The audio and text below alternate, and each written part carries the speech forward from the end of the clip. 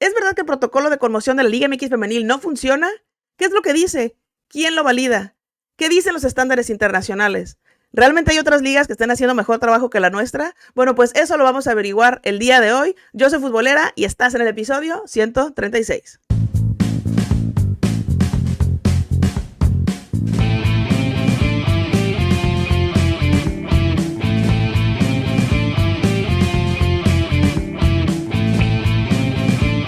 Bandita futbolera, les doy la más cordial bienvenida a este espacio. Como ustedes saben, hace algunos días tuvimos un incidente que ocurrió durante el partido entre Puebla y Tigres, en donde Dulce Martínez y Nayeli Rangel tuvieron un encuentro disputando un balón por aire y desafortunadamente Nayeli Rangel se lleva la peor parte presentando una fractura en el rostro.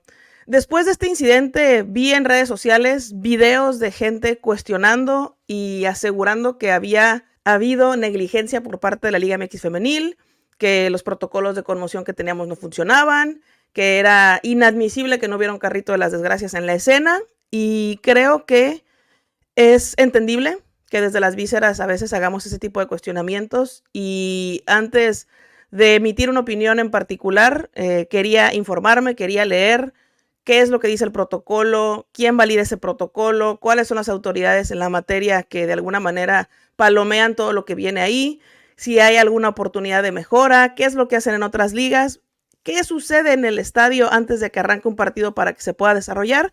Y como ustedes saben, me gusta que la comunidad de fútbol femenil sea una comunidad informada, porque creo que de esa manera podemos hacer las preguntas correctas, podemos cuestionar de la manera adecuada y podemos exigir lo que corresponde de acuerdo a la información que hay, si efectivamente existe una omisión. Entiendo que va a haber personas que piensan que voy a jugar la abogada del diablo, que algunas veces nos sentimos con un grado de expertise en cualquier materia que esté en ese momento circulando en redes sociales, pero creo que lo más responsable es revisar los reglamentos, documentarse y leer sobre la situación en particular para poder realizar pues alguna posición si es que es necesaria. Para poder arrancar este episodio me gustaría empezar por el principio y poco a poco ir relacionando toda esta información que les quiero compartir con la situación que ocurrió durante el partido en mención. De entrada tenemos que entender que es una conmoción cerebral y creo que para eso vale mucho la pena pues hacer este repaso de algunos conceptos que quizá para otras personas pueden resultar básicos, pero para esta comunidad que quizá no somos expertas en el tema, podamos entender con mayor claridad para analizar pues paso a paso lo ocurrido durante el partido. ¿Qué es una conmoción cerebral? La conmoción cerebral es una lesión en el cerebro ocasionada por un trauma que afecta las funciones del mismo. En el fútbol en particular, estas se presentan cuando hay un choque con una compañera, contra un poste, contra el suelo, etc. Para tener como antecedente la importancia de un protocolo de conmoción en general en el deporte, tenemos que entender que al año hay más de 3 millones de personas que sufren una conmoción cerebral como tal. De esta cantidad, el 85% no va a presentar ningún síntoma a largo plazo, pero el 15% sí va a tener síntomas persistentes, provocando algún tipo de lesión grave o que en su momento más fatal se puedan convertir en mortales. Con el objetivo de mejorar justo la gestión y atención de este tipo de lesiones durante un partido de fútbol, el protocolo de la Liga MX femenil se hizo de la mano de especialistas en la materia y de conformidad con las recomendaciones realizadas por IFAB, que es la International Football Association Board, mediante las cuales se establecieron los lineamientos para cuidar la integridad y la salud de las jugadoras, que por supuesto son la materia esencial de este deporte. Pero usted se estará preguntando qué carajos es IFAB. Bueno, IFAB es la International Football Association Board, que es la Junta Internacional de Asociaciones de Fútbol, integrada por 4 asociaciones británicas, que es la de Escocia, Gales, Inglaterra e Irlanda del Norte. Estas 4 federaciones cuentan con un voto cada quien y la FIFA, que con sus 4 votos representa a los 207 federaciones restantes, se encargan de asegurarse de que las reglas del juego que conocemos hoy se apeguen a la tradición del fútbol y a la realidad internacional. Y parte de la razón por la cual IFAB se involucra en el tema de las conmociones cerebrales es porque impacta directamente con las sustituciones en cancha, es decir, los cambios. Actualmente existen 5 cambios por equipo, durante 3 ventanas de cambio diferentes. A raíz de una serie de ensayos que IFAB autorizó que se implementaran en diferentes ligas alrededor del mundo, es como se llegó a la determinación el pasado 2 de marzo de este año, del 2024, para que estos ensayos donde se estaba probando si era pertinente sustituir a una jugadora por protocolo de conmoción, ya que existía algún tipo de riesgo que sugiriera que presentaba una lesión de esta naturaleza, pues ya se determinó que se va a quedar de manera permanente y se va a integrar oficialmente a las reglas del juego de forma global, y cada federación está obligada a implementarlo a partir del torneo 2024-2025, pero si es posible lo pueden hacer antes de esa fecha. Para entender la importancia de que IFAB establezca lineamientos para los cuales el protocolo de conmoción de nuestra liga exista, tenemos que también hablar de que IFAB está integrada por una serie, digamos, de paneles de expertos. Hay de fútbol, de reglas, de derecho deportivo. Entonces realmente hay mucha gente que se involucra, y por supuesto hay personal de la salud que está al pendiente de que los lineamientos que se determinen desde IFAB pues cumplan con todas las variantes que podamos pensar. Dicho lo anterior, el protocolo de conmoción que tiene la liga está validado por expertos en la materia. 2, por IFAB, que ya dijimos que son quienes parten el queso a nivel internacional y que determinan las reglas del juego como tal. Este protocolo no es como que la liga se lo inventó, lo sacó de la manga, sino que está basado en las recomendaciones que tiene FIFA a través de un manual que se llama Manual de Primeros Auxilios y Problemas Relacionados con la Salud para el Fútbol, que está recomendado para su uso por parte de primeros respondientes y entrenadores en una cancha de fútbol. Este manual está en la plataforma de la FIFA, ustedes lo pueden descargar y comprende no solamente de las recomendaciones de todo tipo de lesiones que puedan ocurrir en una cancha, por supuesto se contemplan las conmociones cerebrales, y también hace una sugerencia del tipo de equipo que tiene que tener el paramédico en el campo, ya sea que pertenezca a un club de fútbol o que esté contratado por un tercero para hacer los traslados. Entonces, vamos viendo que el protocolo de conmoción no es un invento, no se sacó, digamos, de un día para otro, sino que corresponde a lo que a nivel global se hace y se hace bien. Y hay que entender que cuando se habla de que este protocolo establece los lineamientos mínimos, no significa que lo mínimo sea chafa, significa que eso es con lo que por lo menos cumpliendo con eso garantizas una atención adecuada. Claro que a partir de ahí tú puedes elevar la vara, por supuesto, y eso es siempre, pero cuando escuchamos que son los mínimos requeridos, pensamos que es como Viva México, ¿no? Lo mínimo con lo que yo voy a pasar de panzazo. No. En este caso en particular, cuando hablamos de salud, es lo mínimo con lo que tú vas a garantizar una atención médica de calidad. ¿Y por qué les estoy contando todo esto? Porque ya entendiendo que hay gente experta que dice esto está ok, pues vamos a ir a qué es lo que se tiene que hacer una vez que lo tenemos en la mano, que lo aprendemos y que lo seguimos en caso de una situación de emergencia, en este caso, pues un cabezazo que pueda surgir dentro de la cancha. ¿Qué es lo que dice el protocolo de conmoción? De entrada te aclara 3 puntos importantes. 1, que para que una persona tenga una conmoción cerebral no necesita estar inconsciente, eso es un mito. Puede suceder que la persona esté hablando, que esté activa, que te esté respondiendo a las preguntas, pero hay una serie de cosas que tienes que evaluar y que ahorita las vamos a revisar. 2, no necesita ser un traumatismo directo a la cabeza. Y 3, no es necesario que la persona presente pérdida total o parcial de la memoria. ¿Qué es lo que sí se observa al momento de hacer una evaluación por parte del médico neurólogo o la persona que se determina que esté en cancha como el tercero en discordia? Acuérdense que, de acuerdo al reglamento, cada club tiene que contar con un cuerpo médico y el médico neurólogo establece si una jugadora puede regresar a la cancha o no, y ahorita les voy a decir bajo qué condiciones. Los expertos en la materia que han, digamos, reunido esta serie de lineamientos dicen que las cosas o los síntomas que indican una alta probabilidad de tener una conmoción cerebral son las siguientes: que la persona pierda la conciencia o permanezca inmóvil, que no se mueva, que no responda adecuadamente al momento de llegar a atenderla. 2, que esté inestable o que tenga problemas de coordinación, que no pueda ponerse en pie de manera adecuada, que se tropiece, etc. 3, que presente una convulsión a causa del impacto, es decir, que la persona empiece a tener movimientos involuntarios y a contraer la mandíbula, el cuello, la espalda, y que esto sea posterior al golpe que sufrió. 4, la rigidez involuntaria de las extremidades, especialmente las de la parte de arriba, los brazos, que los estire, que no los pueda doblar. Eso puede ser una señal de una conmoción cerebral. 5, que no haya una acción de protección, que después de que sucede el impacto, la jugadora caiga al pasto sin meter las manos, básicamente, sin protegerse y sin tener este instinto de aminorar el impacto al cuerpo, a la cabeza, al rostro, etc. 6, que tenga la mirada perdida o en blanco, que se quede viendo hacia un solo punto o que no pueda enfocar un punto en particular y que la mirada de la persona se encuentre blanca o con signos evidentes de confusión. Hay otros síntomas que son menos comunes que el protocolo establece para que los tomes en cuenta, que puede ser los cognitivos, que son confusión, pérdida total o parcial de memoria, que la persona esté desorientada, que no conozca la fecha del día, que no sepa dónde se encuentra. Los físicos, que puede ser dolor de cabeza, náusea, vómito, etcétera. Y los emocionales, que estos se pueden presentar a un mediano o largo plazo, que es que la persona presente ansiedad, que esté frustrada, que esté irritable, etcétera. Entonces, estos son los, digamos, puntos que un médico neurólogo experto en la materia va a evaluar solamente con ver a la persona.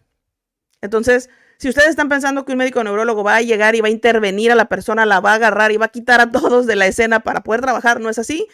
Funciona de manera distinta porque estas cosas son observables. Claro que todas estas cosas en conjunto te ayudan a llegar a un diagnóstico, pero tampoco son las únicas que se evalúan y por eso eventualmente a la jugadora se le traslada para que la puedan evaluar a conciencia en un hospital. ¿Qué es lo que sucede dentro de la cancha cuando tenemos a dos jugadoras que tienen un choque de cabezas? Inmediatamente el árbitro tiene que detener el juego y autorizar el ingreso del cuerpo médico de los clubes y del médico especialista. Este médico especialista es un neurólogo que sucede que también es neurocirujano y se encarga de revisar a las jugadoras. Pero antes de que empiece a hacer una evaluación neurológica, el cuerpo médico se tiene que asegurar que ni el corazón ni la respiración estén comprometidas para que se puedan realizar las evaluaciones pertinentes. El médico especialista tiene 3 minutos para hacer una evaluación clínica de la jugadora dentro del terreno de juego. ¿Por qué 3 minutos? Si dentro de los 3 minutos no ha podido determinar si la jugadora presenta una conmoción cerebral, tiene que salir de la cancha para que sin presiones y que sin tener como a toda la gente alrededor le pueda hacer otra evaluación de la cual ahorita vamos a platicar. Ahora, el médico especialista cuando entra a la cancha tiene que hacer una cosa que se llama triage. Si hay dos jugadoras que tienen riesgo o que se presume que tienen una conmoción cerebral, va a revisar primero a la que cree que está más grave y regresar con la otra inmediatamente después de que la atienda. Y el cuerpo médico de los clubes restantes atenderán a la otra jugadora que no está siendo atendida por parte del médico especialista.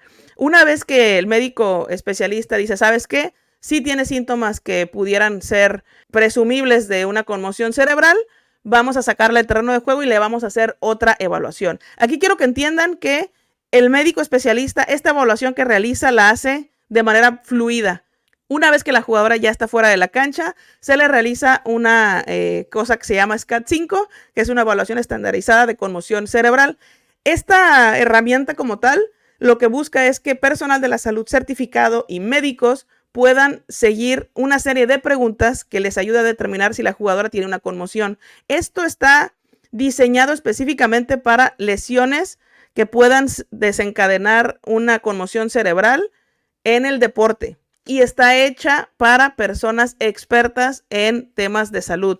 Hay otra herramienta que sí está diseñada para terrenales como tú y como yo, que no conocemos a lo mejor del tema, que se llama CRT5 y que se puede seguir de manera sencilla para podernos dar una idea si es necesario que le llamemos una ambulancia o que la persona a la que estamos evaluando tenga una situación que se necesite atender a la brevedad. Esta evaluación está no solamente validada, sino que también es utilizada por el Comité Olímpico y por supuesto la Federación Mexicana de Fútbol en todas sus ligas, y de sobra está decir pues que la FIFA también la tiene como parte de los lineamientos que las ligas alrededor del mundo pueden utilizar. ¿Por qué es importante tener una herramienta como esta? Porque son medidas estandarizadas que pueden ayudarnos a tener mayor precisión al momento de la evaluación. De sobra está decir que solamente la evaluación en la escena y el SCAT-5 no son suficientes para determinar una conmoción cerebral.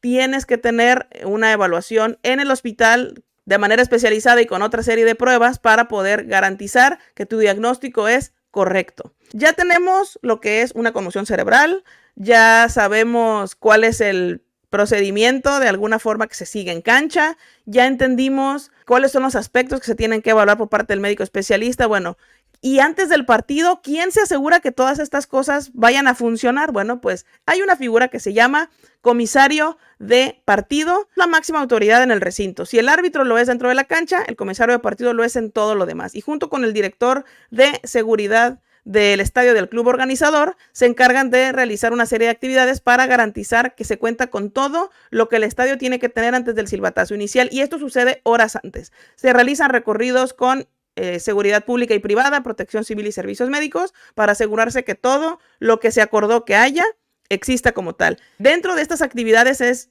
revisar la parte de servicios médicos. ¿Qué es lo que tiene que tener el estadio en este sentido para poder operar? Bueno, de entrada, ambulancias equipadas tanto para jugadoras como para afición, con un acceso libre a la calle en caso de emergencia. Para quienes están cuestionando que por qué la ambulancia no entró a la cancha, la ambulancia no entra a la cancha. Es muy raro que esto pase y tendría que ser a solicitud del cuerpo médico que está atendiendo a una jugadora en la situación en particular, pero usualmente se ponen de una manera estratégica para que una vez que la jugadora se sube a la ambulancia se pueda trasladar de manera inmediata y no haya obstrucciones que puedan hacer más lento este proceso. ¿Qué otra cosa tiene que haber? Camilleros con equipo médico en la cancha, aparato desfibrilador por parte de ambos clubes, es decir, uno por equipo, un consultorio médico equipado con las instalaciones adecuadas, sala de control de dopaje y un médico de conmoción cerebral, que es el médico especialista del cual les hablaba hace rato. Una vez que se hace esta revisión, se tiene una reunión con todas las personas involucradas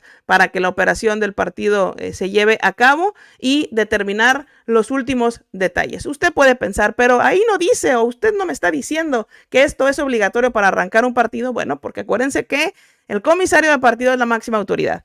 Y de acuerdo a un documento que se llama Protocolo Interinstitucional Estadio Seguro, que usted puede encontrar en el sitio oficial de la liga, el comisario en coordinación con el mando coordinador son las personas responsables de observar que todas las disposiciones de seguridad sean aplicadas en todos y cada uno de los juegos autorizados por la Liga MX, la Liga Expansión y la Liga MX Femenil. Pero si eso no le es suficiente, le tengo otro datito. El reglamento de seguridad para partidos oficiales de la Federación Mexicana de Fútbol dice en su artículo 21 que los estadios deben contar con la presencia de ambulancias equipadas desde el momento en que abre sus puertas, además de una sala de enfermería o consultorio médico para casos de emergencia con un botiquín de primeros auxilios, mismo que deberá contener como mínimo los medicamentos y equipo médico que la normatividad aplicable exija. Asimismo, se debe contar con un tanque de oxígeno y un desfibrilador.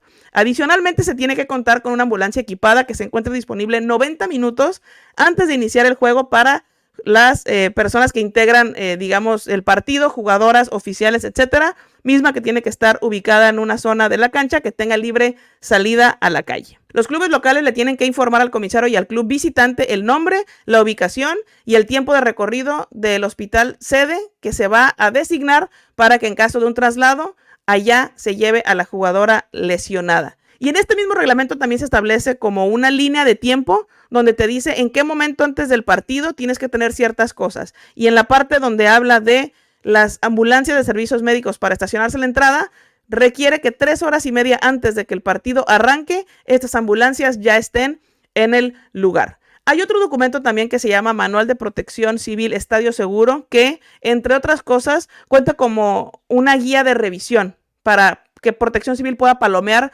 todos los aspectos que tiene que revisar. No voy a enumerarle todos, me voy a ir estrictamente a lo médico. Hay una cosa que se llama revisión ocular de dispositivo de atención médica prehospitalaria y de urgencias, que es lo que se tiene que palomear. Protección Civil se tiene que asegurar que la ubicación de las ambulancias y el módulo de servicio médico se encuentre de manera correcta, que los técnicos en urgencias médicas y el médico a cargo cuenten con las certificaciones y la cédula profesional según sea el caso, que exista un seguro de responsabilidad civil vigente en el recinto y que el personal médico y los técnicos en urgencias médicas estén debidamente uniformados, identificados y que cuenten con todo lo necesario para la atención prehospitalaria. Entonces, como pueden ver, para que un partido se desarrolle tiene que haber todas estas cosas, de otra manera el partido no se puede realizar. Entendiendo que todo esto se hace desde diferentes frentes, comisario de partido, protección civil, el protocolo de conmoción, pues tenemos como alrededor de lo que pasa en un partido de fútbol, estas garantías existen. Y yo sé que van a decir que, pero es que no había un carrito de las desgracias, pero es que la liga cometió negligencia. A ver, ¿hubo negligencia por parte de la Liga MX femenil? Vamos a definir qué es negligencia. Negligencia es brindar un diagnóstico equivocado o cuando no se acatan las prácticas médicas estándar. Yo les pregunto, ¿esto sucedió? ¿Le hicieron un diagnóstico equivocado a Nayeli Rangel o a Dulce Martínez? ¿No se siguieron las prácticas médicas estándar? Yo les invito a que vayan a ver el video que compartió la liga con el segundo a segundo y el desplegado donde viene de manera escrita qué se hizo en cada momento. A partir del incidente que fue en el minuto 48 con 18 y que el médico especialista llega a evaluar a las jugadoras, pasaron solamente 14 segundos. Una vez que ya está el médico especialista y el cuerpo médico y están valorando a la jugadora de todo tipo, desde el tema de la fractura, la conmoción, cada quien está haciendo su parte, hasta el momento en el que piden el ingreso del servicio médico de apoyo que se encuentra en la periferia de la cancha con la tabla y con las camillas, pasan 50 segundos. Entonces, yo sé que en el momento parece que es mucho tiempo, pero en una situación de emergencia, este tipo de inmediatez es la que buscamos que exista. Ahora, ¿qué es lo que sí hubiera sido negligencia?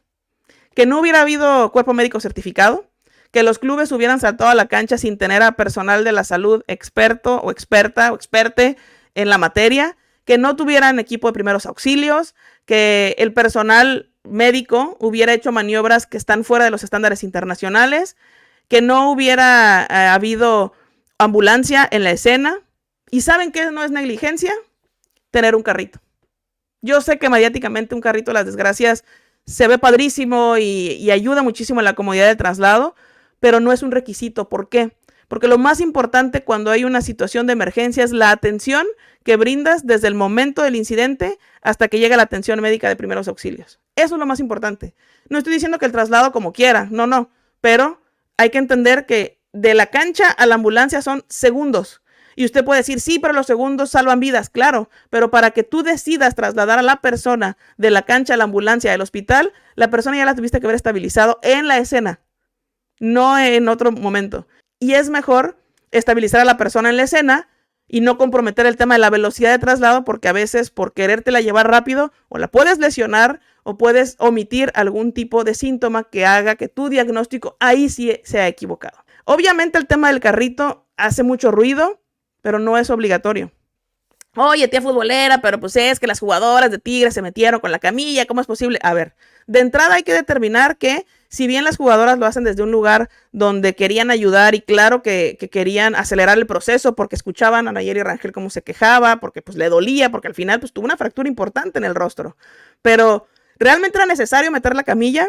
Consulté esta información con alguien que se dedica a traslados, que es paramédico con muchos años de experiencia y que de hecho fue jefe de un centro de emergencias muy conocido a nivel nacional. No comparto su nombre porque no me dio permiso, bueno, más bien no le pedí permiso para utilizarlo, pero si me acepta el poner su nombre en la descripción, lo haré con mucho gusto para que tengan como esta referencia. Y me decía, bueno, es que el tema de la camilla, dependiendo del caso particular, pero usualmente la camilla la dejas afuera porque tú entras con la tabla, porque es más fácil subir a la persona a la tabla y de ahí 2, 3, 4 personas cargan la tabla, caminando te llevas a la persona a la orilla de la cancha donde está la camilla y ahí pasas de la tabla a la camilla a la persona lesionada.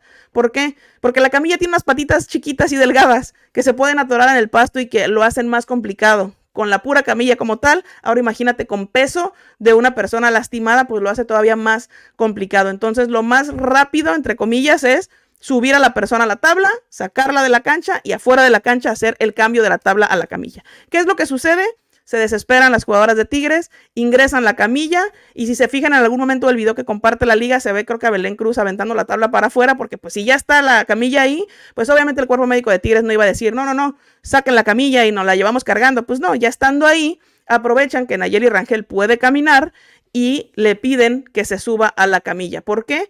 Porque seguramente para ese momento ya habían descartado una lesión en cervicales o en la columna y era seguro pedirle que se subiera sola a la camilla porque es más fácil que lo haga estando consciente que si tú tratas como de ayudarle porque la puedes lastimar o se puede desesperar un poco más. Al final la trasladan de la camilla hacia la ambulancia y de la ambulancia se la llevan al hospital. Desde el momento del incidente, del choque, hasta el momento en el que ya está dentro de la ambulancia y es trasladada al hospital, pasaron 4 minutos y medio. Claro que en televisión parece muchísimo tiempo, claro que desde inicio el que no haya un carrito, el que se metan con la camilla, o sea, puede ser una situación que digas es negligencia, pero no lo es. ¿Por qué? Porque toda la parte que asegura que la atención médica que reciba la jugadora sea apegada a los protocolos internacionales, que se asegure de no poner en riesgo ni su vida, ni su integridad, ni de agravar sus lesiones, todas esas cosas se cumplieron. Todo lo que necesitaban tener los equipos en el estadio se cumplieron. Todos los lineamientos que tenían que seguir a través de lo que realiza el médico especialista se cumplieron. ¿Hay áreas de oportunidad? Siempre. ¿Los protocolos son perfectibles? Por supuesto. No siempre el tema es encontrar culpables, sino buscar soluciones de las cosas que puedas mejorar. ¿Yo qué es lo que creo que se podría mejorar? Uno, explicar a la gente cómo funciona este protocolo, como estoy tratando de hacerlo el día de hoy. Dos, explicar a las jugadoras de qué se encarga cada parte involucrada. A lo mejor desde el desconocimiento pudiéramos haber pensado que, bueno, pues las personas que entraron con la tabla, pues solamente son camilleros. Bueno, resulta que sí, son paramédicos, pero los paramédicos no se pueden meter y quitar al cuerpo médico de Tigres para que atiendan a la jugadora, porque el cuerpo médico de Tigres es quien manda en la escena y son quienes están a cargo y tienen la responsabilidad de determinar si van a solicitar un apoyo o no por parte del personal que está afuera de la cancha, que en este caso eran los que llevaban la tabla y los que tenían la camilla afuera del campo. Entonces, ¿qué es lo que yo haría? Aclarar y explicar a las jugadoras de qué se encarga cada quien. ¿Por qué la camilla no se mete a la cancha? ¿Por qué la camilla sí se mete a la cancha? ¿En qué caso sí se haría? Todo ese tipo de cosas también para entender que como una persona que está observando, no puedes mover, acercar o quitar cosas que no te pidan. Cuando tú estás en una situación de emergencia donde tú tienes el control, donde tú eres el primer respondiente, tú le designas responsabilidades a las personas que están alrededor. Y eso, si han tomado un curso de primeros auxilios, lo saben. Llegas a la escena, evalúas la seguridad en la escena, no hay derrames, no hay cosas que puedan provocar una descarga eléctrica. Aquí no me voy a poner yo en riesgo. Bueno, voy a atender a la persona, tiene latidos del corazón, está respirando. Tú llama a la ambulancia, marca el 911, tú acércame unas gasas, tú sepárame a toda la gente de aquí. O sea, le das responsabilidades a la gente si lo necesitas. Se agradece la intención de la gente que quiere ayudar, por supuesto, pero usualmente ese tipo de situaciones los determina quien está a cargo de la escena y en este caso particular es el cuerpo médico de Tigres quien se encarga de llevar el control. Si el cuerpo médico de Tigres solicitó el ingreso de la camilla, eso es otra cosa. ¿Lo pudo haber hecho el servicio médico contratado? Sí.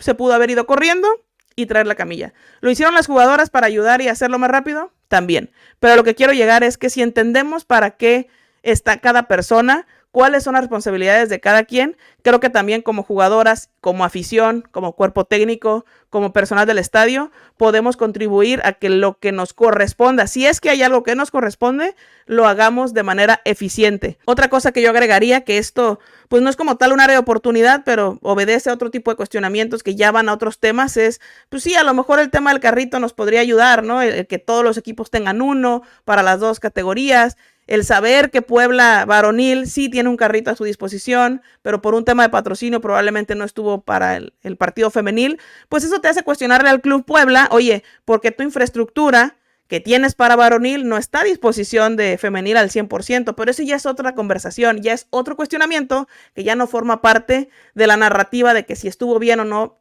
tener un carrito en la escena o no tenerlo. Ahora, para poder entender más o menos el tema de cómo está esto a nivel internacional, y no se trata de que, digamos que en tierra de ciegos el tuerto es rey, pero de acuerdo con FIFPro, el número de países donde es obligatorio tener una ambulancia presente durante todos los partidos de ligas femeniles es casi igual al número de países donde su presencia no es obligatoria.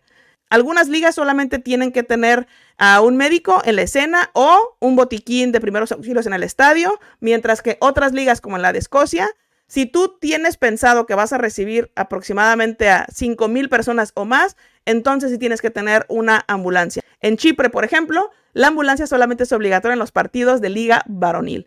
En el caso de España, por ejemplo, el reglamento no especifica que el cuerpo médico sea obligatorio, no se señala como una causa de suspensión de partido que el cuerpo médico no se presente en el juego, no habla sobre el protocolo de conmociones, ni tampoco habla sobre la sustitución de jugadoras bajo esta dinámica, y no menciona nada sobre obligatoriedad de ambulancia, camillas, carritos, etc.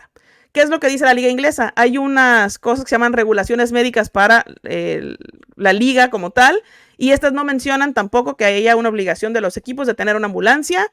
Sí menciona que todo el cuerpo técnico tiene que tener un curso certificado de primeros auxilios en el deporte, o sea, no es cualquier curso, tiene que ser especializado en la materia.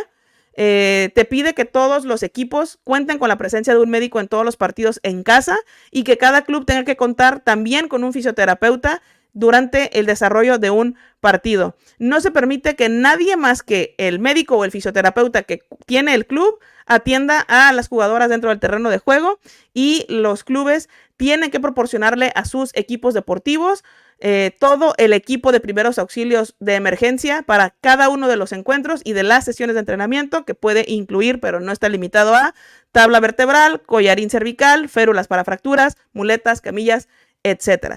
Por otro lado, la NWSL también cuenta con el protocolo de sustitución por conmoción, pero no te especifica los lineamientos a seguir, ni qué es lo que tienes que hacer, ni la evaluación, ni nada de lo que les mencioné que tenemos en la liga. No está en sus reglamentos. A lo mejor existe en algún lado, pero yo busqué todo lo que tienen disponible de manera pública y no encontré un A, B o C de qué hacer cuando ya tienes una situación en cancha, ni cómo manejarla. Yo quiero pensar que se basan justo en este manual que les decía que existe por parte de la FIFA y que le entrega a los primeros respondientes y a los entrenadores, que se llama Manual de Primeros Auxilios y Problemas Relacionados con la Salud para Fútbol, y que se entrega a primeros respondientes y a entrenadores. Como pueden ver, no todas las ligas contemplan el tema del protocolo de conmoción, los requerimientos mínimos médicos, y es una situación que se ha estado trabajando. Desde hace unos años, FIFPro se ha encargado de realizar cumbres alrededor del mundo donde invita a sindicatos de jugadoras, a personas que integran la UEFA, a jugadoras, a las ligas, a IFAB, y entre todas estas partes involucradas, pues determinan las mejores prácticas o los estudios que sean pertinentes para poder mejorar este tipo de situaciones. Por ejemplo, hace un par de meses se hizo eco en todo el mundo porque IFAB le negó a las ligas que pudieran hacer sustituciones temporales para una persona que tuviera un riesgo o una probabilidad de tener una conmoción cerebral. Es decir, si en este caso Nayeli Rangel hubiera tenido la fractura y sale del encuentro y entra en sustitución, no sé, Nancy Antonio, y después determinan que Nayeli Rangel no tiene una conmoción y que puede regresar, hacen el switch. Eso es lo que las ligas proponían. Y FAB lo que dice es, ¿sabes qué? No, yo no me puedo arriesgar a que un médico, por alguna razón, por la calentura del partido, porque el club presione, porque la jugadora te asegure y te perjure de que está bien, te diga que quiere regresar. Entonces yo no puedo permitir una sustitución temporal. Si la sustituyes, es porque tienes que seguir todo el protocolo de conmociones que ya se estableció. Los 3 minutos en cancha, los 10 minutos afuera con el SCAT-5, con la serie de preguntas que están estandarizadas, y al final del día, eso es lo que tú tienes que hacer para garantizar la salud de las y los jugadores. Entonces, al final, todas estas cosas se hacen para que se puedan mejorar los protocolos, para que la atención de las jugadoras sea la mejor, pero obviamente hay un camino largo a recorrer. Claro que queremos tener cada vez mejores cosas, pero creo que lo más responsable es exigir lo que se tiene que exigir desde un lugar de información. En este caso, después de que les platiqué todo lo que tiene la liga para garantizar la seguridad de las jugadoras, pues me parece que lo mediático que es no tener un carrito o el tema de la camilla, pues es eso, es mediático. O sea, no se va al fondo, no evalúa el fondo de la situación. Y el fondo de la situación se hizo bien. Se siguieron los tiempos, se siguió el protocolo, se contaba con la gente experta en la cancha, la seguridad de Nayeli Rangel no se vio comprometida, el traslado que se hizo hacia el hospital que estaba establecido en el protocolo previamente. ¿Funciona nuestro protocolo? Sí, sí funciona. ¿Funciona tener todos estos lineamientos antes de un partido? Sí, sí funciona. Claro que esto puede fallar en algún momento, pero en este caso particular no sucedió. Entonces, lo más responsable que podemos hacer es cuestionar desde la información. Yo les aseguro que si las personas que salieron a hacer videos donde hablaban de negligencia de la liga, no cuidan a nuestras jugadoras, todo está haciendo mal, si hubieran tomado el tiempo de leer esta información que es pública, creo que su posición hubiera sido diferente y sus cuestionamientos hubieran sido diferentes. No podemos confundir conversaciones. Sí, es mejor tener un carrito, me encanta, es más rápido, por supuesto, siempre vamos a querer que todo mejore. Ahora, si esto hace que en algún momento la liga, ¿no? En tema internacional, la liga determine que para que se jueguen los partidos de su liga tienes que tener carrito, eso ya es otra cosa. Esa es una propuesta de mejora que sale de una observación de algo que puede ser mejorable, pero no de algo que no se hizo o que se omitió. Si a partir de esta situación los equipos se dan cuenta que es importante que la infraestructura médica que tienen para los equipos varoniles también lo van a implementar en la femenil, eso es una razón por la cual vale la pena observar esto, pero no desde una omisión, sino desde un área de mejora. Entonces, por eso digo que las palabras son importantes, porque te hacen entender realmente la razón del problema, si es que lo hay, y de cuestionar con las preguntas correctas, teniendo la información adecuada. Si ustedes desean que les envíe alguno de estos documentos para que los puedan consultar, con mucho gusto lo puedo hacer, solamente mándenme un mensaje o ingresen al grupo de WhatsApp que hicimos de nuestro territorio, donde ahí puedo compartirlo sin problemas.